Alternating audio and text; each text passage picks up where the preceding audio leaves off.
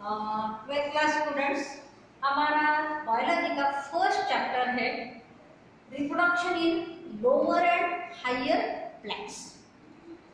इसमें से पिछले साल सिलेबस जो रिड्यूस हुआ था कोरोना के लॉकडाउन वगैरह के वजह से सिलेबस टाइम कम मिलने लगे, उसमें reproduction in lower plants reduce कर दिया गया है। Direct sexual reproduction in higher plants शुरू किया है, ठीक है। और इस साल भी वही कंडीशन दिख रही है।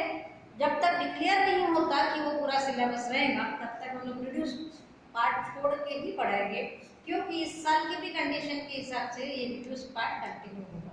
है मेरे तो हम लोग sexual reproduction in higher plants से शुरू करते हैं।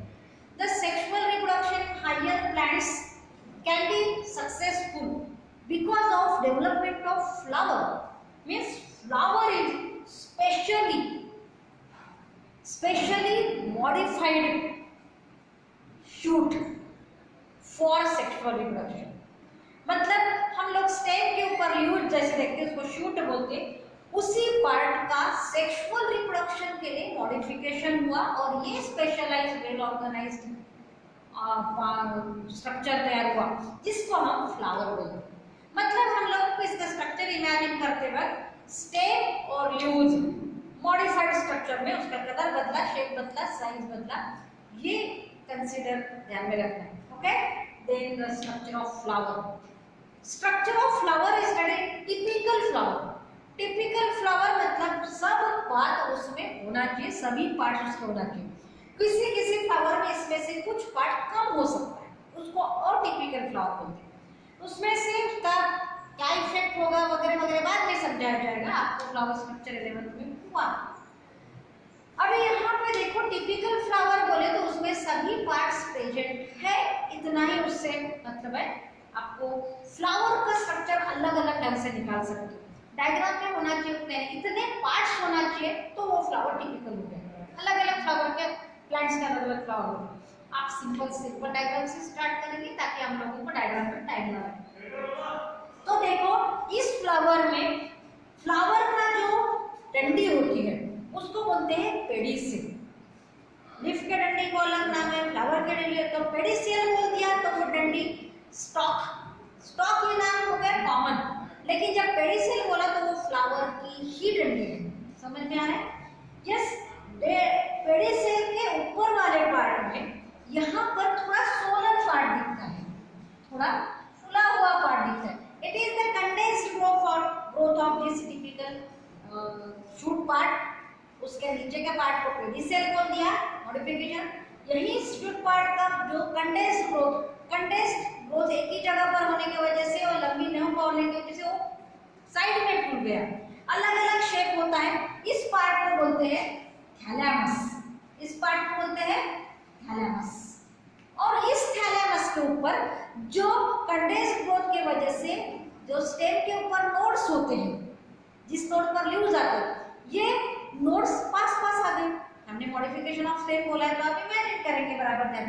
तो ये कंडेंस्ड ग्रोथ होने की वजह से जो नोड्स है वो पास आ गए और एकदम पास आने की वजह से उनकी अरेंजमेंट अलग अलग ढंग से, लेकिन सर्कुलर स्पाइरल इस तरह से हो गई। तो इनके नोड पर जो भी लीव्स डेवलप होना चाहिए था स्टेम में, वो अभी यहाँ पर अलग अलग साइज शेप की वजह से, फंक्शन की वजह से इसके नाम बदल गए। ओके, तो इस तरह से थैलेमस पर सबसे नीचे वाला ये जो नोड्स का घेर होगा उस पर जो पार्ट्स आएंगे उनको बोलेंगे सेपल। जैसे ये एक सर्कुलर अरेंजमेंट हो गई, हर पार्ट पे जो लीफ होना चाहिए था वो अभी क्या हो गया, मॉडिफाई होने की वजह से ये सेपल। इसको क्या बोलते हैं? सेपल। और ये सभी सेपल्स के मिलके जो पूरा सर्कुलर अरेंजमेंट का ये वल, इसको क्या बोलेंगे? वल मींस घेर। अपन बोलते हैं ना गोल खड़े थे एक घेर, तो ये सेपल्स का बना हुआ जो घेर है उसको बोलते हैं कैलिक्स। समझ में आया? ये ग्रीन कलर में होता है कॉमन टिपिकल फ्लावर, कुछ इसमें नॉन ग्रीन होता है, फिर उनको अटिपिकल फ्लावर बोलते हैं, उसके अलग अलग रीजन।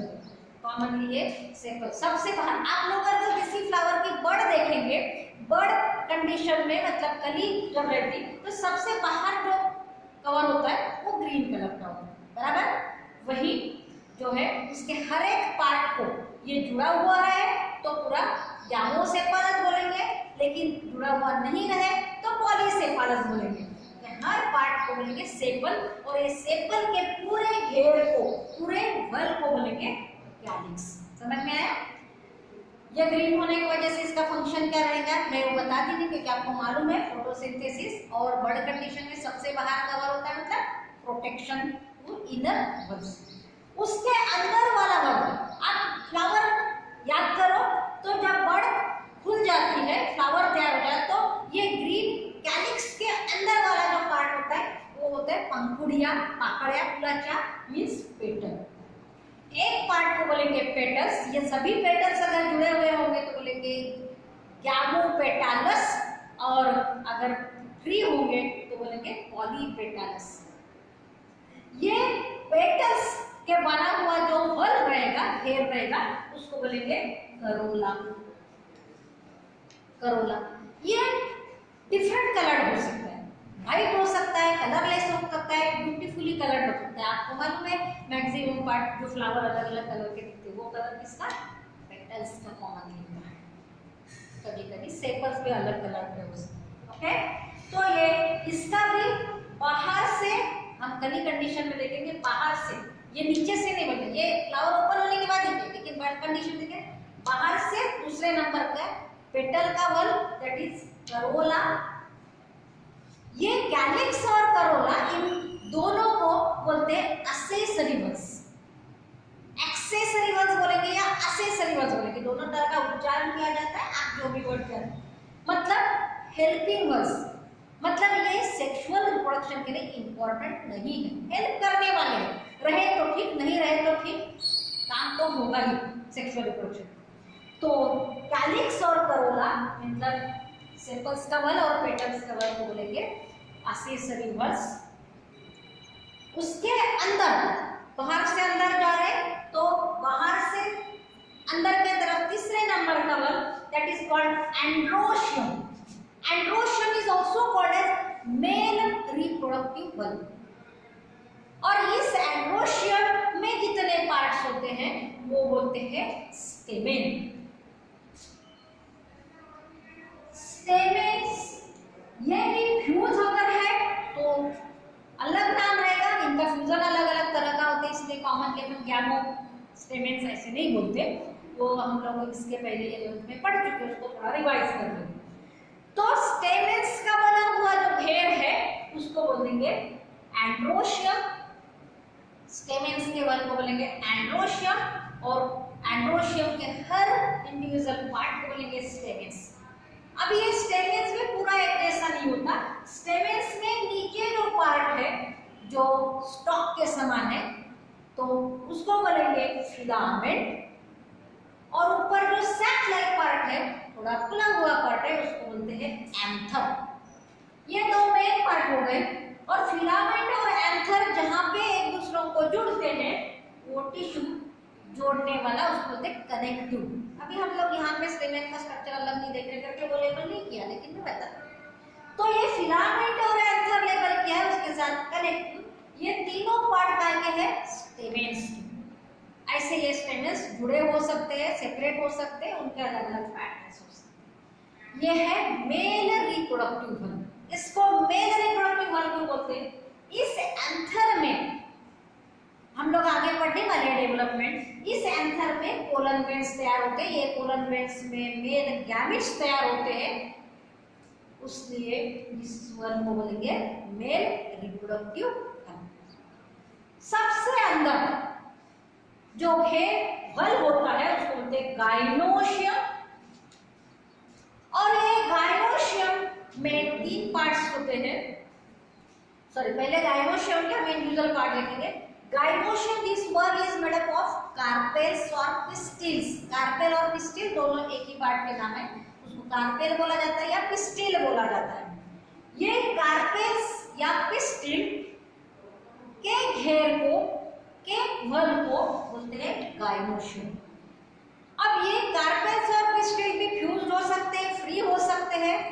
अगर फ्री है तो हर कार्पेल की ओवरी, स्टाइल, स्टिग्मा अलग रहेगी। आप लोग इसके पहले पढ़ चुके हैं, रिमाइंड करते जाओ। और अगर फ्यूज्ड है तो ओवरी और स्टाइल कॉमनली फ्यूज्ड होती है, लेकिन स्टिग्मा फ्यूज नहीं होता।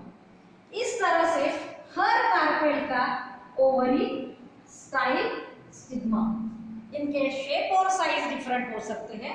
तो ये स्टिग्मा, ये स्टाइल और ये ओवरी, जब सभी कार्पेल्स फ्यूज्ड हो जाएंगे तो एक ही ओवरी दिखेगी सबकी मिलके, एक ही स्टाइल दिखेगा, लेकिन स्टिग्मा फ्री होते हैं क्योंकि स्टिग्मा की संख्या जितने कार्पेल्स वहां पे होंगे उतने स्टिग्मा दिखेंगे। स्टिग्मा की संख्या से हम लोग जान सकते हैं कि उसमें कितने कार्पेल। ओके, इस तरह से स्टिग्मा, स्टाइल, ओवरी। ओवरी ये वर्ड हम लोगों को लेबल करना है। तुम्हारे बुक में से, बुक में थोड़ी सी लाइन बराबर नहीं खींची है, बाउंड्री पर लिखेंगे ओवरी। अब ये LS है, मतलब फ्लावर का हमने खड़ा सेक्शन लिया है, लॉन्गिट्यूडनल सेक्शन। इस वजह से ओवरी बीच में होने की वजह से ओवरी का क्या हुआ, बीच में से कटा पार्ट है। तो कटने के वजह से ओवरी के अंदर का मटेरियल जब दिखता है तो अंदर के मटेरियल में कहाँ क्या रहेगा, ओवूल, प्लेसेंटा। ओवूल के अरेंजमेंट डिफरेंट होती है। आप अलग अलग फल अगर काट के देखते हैं तो आपको ध्यान में आएगा, बराबर। तो ओवूल्स का अरेंजमेंट अलग अलग तरीके से, यहाँ पे सेंट्रल इसमें दिया है, मतलब एक्साइड। तो ये जो छोटे छोटे गोल दिख रहे हैं अंदर वो है ओवूल। ओके, एक को बोले तो ओवूल, अनेक वचन ओवूल्स। इस तरह से ये हो गए फ्लावर पार्ट्स। अब इन फ्लावर पार्ट्स में एंड्रोशियम को जब मेल रिप्रोडक्टिव बल्ब बोला है तो गाइनोशियम को क्या बोलते हैं बच्चा, फीमेल रिप्रोडक्टिव बल्ब। इसको फीमेल रिप्रोडक्टिव बल्ब बोलते हैं। तो यहाँ पे ओवरी के अंदर ओवूल, ओवूल के अंदर ओवूल को मेगास्पोर भी बोला जाता है, पोलन ग्रेन को माइक्रोस्पोर भी बोला जाता है। तो मेगास्पोर में इस ओवूल के अंदर फीमेल गैमेट तैयार होता है, तो हम लोग आगे देखेंगे। और फीमेल गैमेट प्रोड्यूस करने वाला female reproductive bulb. Okay, and इस वजह से रिप्रोडक्शन के लिए, सेक्सुअल रिप्रोडक्शन के लिए मेल और फीमेल गैमेट होना, मतलब ये दोनों मेल और फीमेल गैमेट प्रोड्यूस करने वाले जो वर्ड्स है वो क्या है, इंपॉर्टेंट वर्ड्स है, IMP है, मींस एसेंशियल वर्ड्स है फॉर सेक्सुअल रिप्रोडक्शन, क्योंकि फ्लावर बना ही सेक्सुअल रिप्रोडक्शन के लिए। इसलिए एंड्रोशियम, गाइनोशियम बोलते हैं एसेंशियल वर्ड्स। और जिनकी जरूरत है तो ठीक, नहीं तो ठीक, उनको क्या बोलेंगे, नॉन एसेंशियल। मींस कैलिक्स और करोला एक्सेसरी वर्ड्स के साथ उनको दूसरा नाम क्या दे सकते हैं, नॉन एसेंशियल वर्ड्स। ये रिप्रोडक्शन का काम करते हैं, इसलिए इनका और नाम क्या बोलेंगे, reproductive words. Male reproductive androecium, female reproductive gynoecium. और ये दोनों जरूरी है सेक्सुअल रिप्रोडक्शन के लिए, इसको इसलिए बोलते हैं एसेंशियल वर्ड्स। Okay, thanks.